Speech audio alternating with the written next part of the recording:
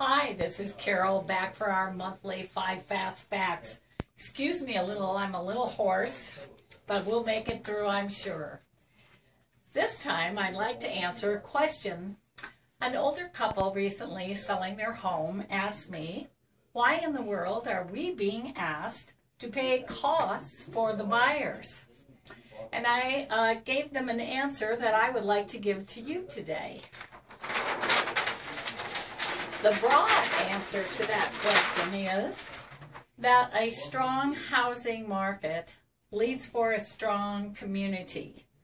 It establishes neighborhood stability when you have home ownership, and it gives local economic benefit as everybody shops at their local stores for carpet and paint and all the things it takes to keep your home looking good.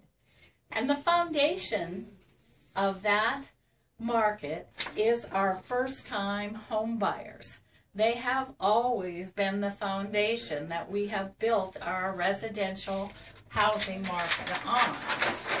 Well, our first-time home buyers are now the generation that's being so talked about, our millennials. In fact, I just read a statistic this morning that said millennials are now 1/3 of the United States population. We've talked before about millennials' habits and so forth, but today I want to talk to you about the economics of the millennial. They're the ones that were hurt the most in the Great Recession.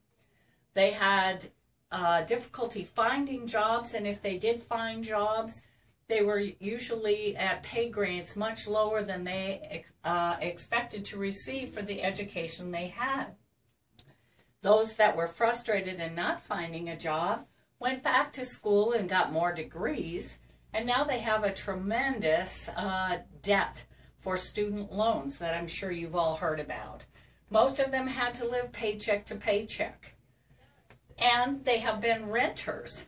So they have not built equity like the baby boomers or the generation before us. They have not built equity in a home. And of course they're Californians. And in California, as you know, we always struggle with home affordability issues. So to put millennials in a home takes tremendous teamwork by many players.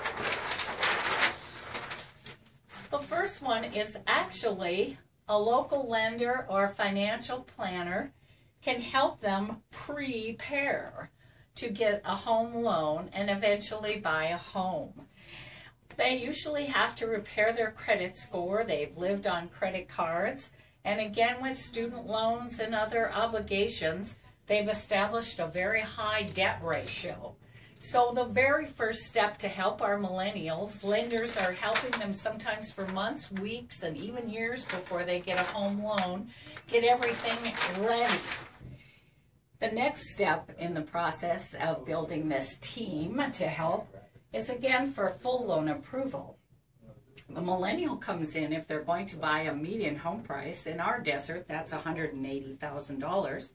They find out that that low FHA down payment actually translates into $6,300. Well, if you're a baby boomer with an IRA or equity in your home, that's not a big obstacle for you. But you remember we just went over the millennials' financial situation. This is a tremendous obstacle. Usually this is solved with family. Families are coming to the rescue and giving a gift and helping young people get into the home. So we come to the third part. Our first-time home buyers so excited. They've gotten their down payment together, or they've saved for it. They've gotten their credit ready. And the third obstacle they run into that seems to be a big surprise to everyone, that in addition to the down payment, there are loan closing costs. And on a $180,000 loan, we find that those are almost $6,000 in some cases. And they're all sitting around wondering, how are we going to do this now? Well, sellers, I am getting back to you now. You are an important piece in this puzzle.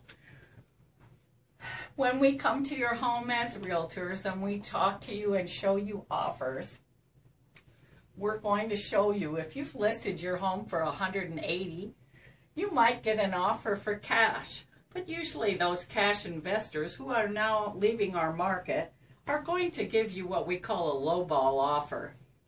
But our little FHA first-time home buyer, we're going to recommend that they come in at full list price, and they are going to ask for your help in paying some of those or all of those closing costs for them. But as you can see, if they're offering 180, asking you for 6, the net to you might actually even be greater than your offer from an investor. And of course, the good part of all of this, when you help out these buyers, you're helping them on the path to home ownership. And again, it takes you back. We are creating stable and economically strong communities. So sellers, we thank you very much for your help. Hope that answered your question.